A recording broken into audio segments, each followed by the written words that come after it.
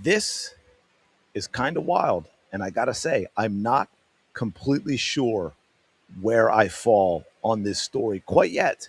But we're going to talk about it anyway. I'm curious what y'all think in the comments below. As always, welcome back to the channel, uncensored and unafraid. Thank you so much for being here. Quick favor, smash that like button, subscribe to the channel. I really, truly do appreciate it. Shout out to the 19. So, do y'all remember this? We're way back. Take a back to the, memory lane. That's the phrase I'm looking for. I haven't had my caffeine yet. My apologies. Caitlin Clark's Rookie of the Year award, and everybody was just a little bit ticked off at the fact that basically nothing was done. Right, like it was, I think, a call from Kathy during a practice. Right, Caitlin Clark practice because they were, it's going to be the playoffs and the Connecticut Sun, and a lot of people were like, "What the freaking hell, WNBA? This is absolute garbage. This is a hot mess." And now we're learning that there may have been a different twist, but not everyone is buying that twist. Christine Brennan, yes, the Christine Brennan, the woman that the WNBA players tried to get fired because she dared to ask Dejanay Carrington whether her eye poke of Caitlin Clark, which, yes, was intentional, was in fact intentional. The players were so upset. It was such a hate crime against them. They tried to get her fired. The woman that has done more for women's sports than every player, coach, owner, etc., in the entire history of the WNBA combined. Go check out the career of Christine Brennan. That's who they wanted to get fired for daring to ask the obvious question. And so now saying, who shut down Caitlin Clark's Rookie of the Year celebration? Christine Brennan book tells all. And folks, apparently, based on what Christine Brennan says here, Caitlin Clark turned down the celebration. It says, contrary to popular opinion, the WNBA didn't ignore Indiana Fever superstar Caitlin Clark's Rookie of the Year award in 2024. The league offered to honor and celebrate Clark in several ways, according to a league spokesman quoted in the book, but these offers were turned down.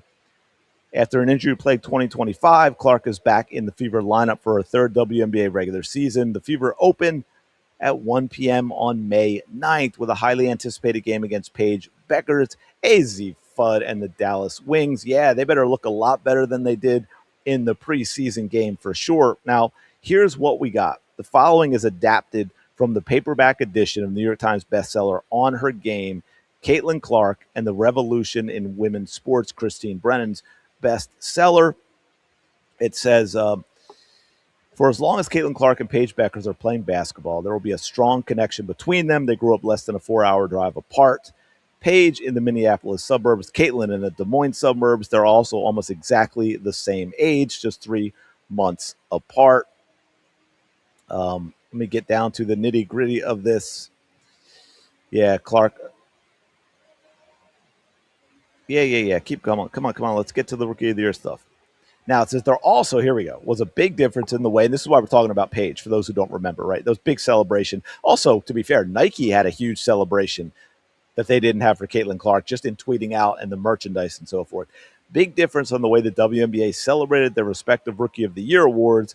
Commissioner Kathy Engelbert called into a Fever practice in Connecticut during the 2024 playoffs and congratulated Clark on Coach Christie Side's cell speakerphone, and that was it.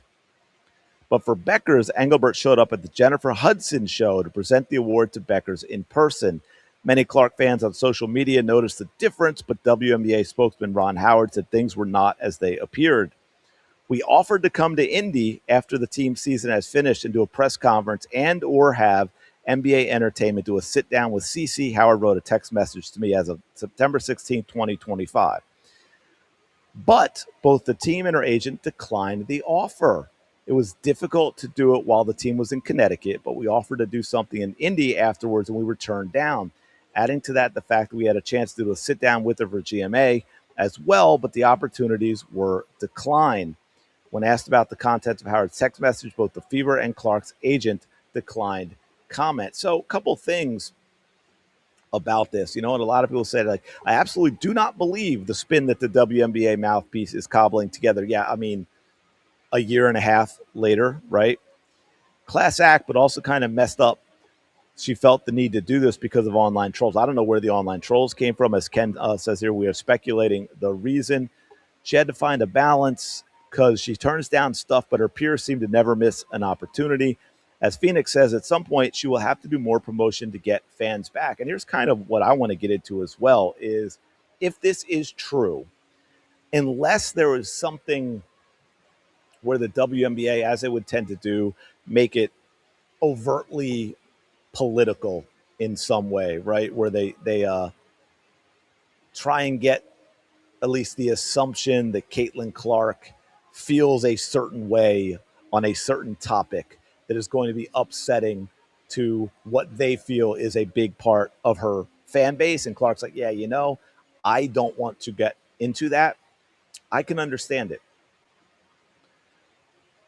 But if that's not it, and Caitlin is just, it's now let me back that up. If she did this because she feels, as she probably felt all 2024, that the league, the players, all were going to be upset. There was going to be a lot of hate directed toward her, animosity, jealousy, the stuff we've seen ever since she entered the league, and she was exhausted by it and didn't want more and felt like she had to, again, as we're talking about now, coincidentally, diminish herself in order to appease these hateful people. That sucks. Let me just put that out there. That flat out sucks. Caitlin, don't do it. I know it can be exhausting, but you cannot allow yourself to ignore and decline opportunities that you've earned, that you have worked for your entire life because there are a bunch of petty, insecure, jealous, hateful people involved in the WNBA. That is not your fault. And you in no way should have to lessen what you should get out of all of your hard work and getting to this point and to this place in the WNBA. And by the way, that goes for all this crap with Stephanie White as your coach as well. Knock it off. Don't be that. Don't be that girl. I'm not yelling at Caitlin for those who are going to freak out. There are some cult members. I'm saying I'm just like, don't let that happen. And I don't know if that is right. I'm going at what the options might be. And the other one could be she's just that humble. Yo, superstar. No, I mean, yeah, being humble is important. Okay, let me put that out there first. But the greats, they've all got a little bit of arrogance. Okay, and maybe it was Michael Jordan who might have said it first and trying to explain that is when you're that great, when you want to be that great, you're going to have a confidence level that veers into what is seen as arrogance at times, and you almost have to have it in that. At some times, there are some traits, personality traits that maybe aren't exactly great for one as a human being, but they can be very helpful to achieving success as an athlete. Let me put it that way. I think Caitlin Clark needs a little bit of that in her. Uh, don't be that humble. You earned that award. You didn't work from May to September for that award. You worked from, I don't know when she started dribbling a ball, age 4, age 5. That's when you started working for that. It was 100% deserved, and you deserved to be celebrated for that award, an award that should have been unanimous, of course. But again, if the WNBA tried to make it political and she didn't want to go there because of what it would do for the fans, I get that. I also get that she just didn't want any more hate or jealousy directed at her from other players by being celebrated for something yet again. I get that, but I also say, screw it, get over it. You earned it. You should be celebrated. Enjoy it. And if it's just being humble, well, you know what? It's okay to be humble, but that's in a major award. That's a major, major career accomplishment. It only happens once. Celebrate it. Celebrate it. You earned it. You deserve it. It's okay to celebrate your achievements. Understand what I'm saying? And the final thing I will go with there, as it was kind of alluded to in the one commenter, is yeah, you need to be out there a little more, Caitlin. I think you need to do a little work because with the 2025 season the way it went, and the league doing what it's doing, and whether you agree or disagree, as someone watching this, the fact of the matter is that a whole lot of people are completely bought in with a lot of evidence, mind you, that Stephanie White is there in part to diminish Caitlin Clark, that we're going to see a less Caitlin Clark than we've seen before. And people are checking out. I see it in the comments all the time. And by the way, thank you for watching. I've seen numerous comments, people like, hey man, I'm not watching these games anymore, but I'll check out highlights and I'll follow her by watching and some other YouTubers. And if it gets to that point where it's like, okay, Caitlin is Caitlin again, then I'll check out some games.